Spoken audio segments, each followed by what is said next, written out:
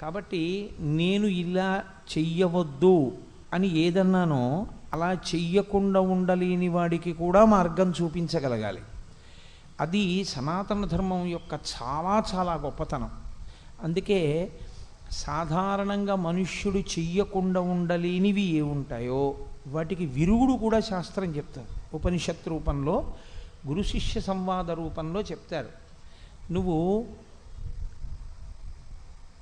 ఇతర స్త్రీలని చూసినప్పుడు నీ మనసు కదలకుండా ఉండడం లేదు. ఇప్పుడు ఏం చేయాలి? నేనేం చెయ్యలేను అనరు. మాతృవత్పరదారేషు దానికి ఒక సమాధానం చెప్తారు. నీవు అన్య స్త్రీలను చూసినప్పుడు వారిలో మీ అమ్మగారిని చూడు, అంతే.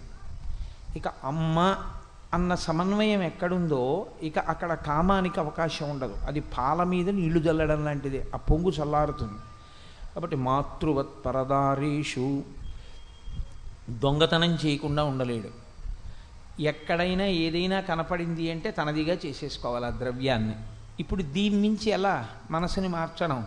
పరద్రవ్యానిలోష్ఠవత్. నువ్వు అలా వెళ్ళిపోతుంటే అనేకమైన రాళ్ళు కనపడతాయి. ఆ రాళ్ళు తీసుకుని జేబులో వేసుకుని ఇంటికి ఎడతావా? నాకెందుకు ఈ రాయి అంటావు.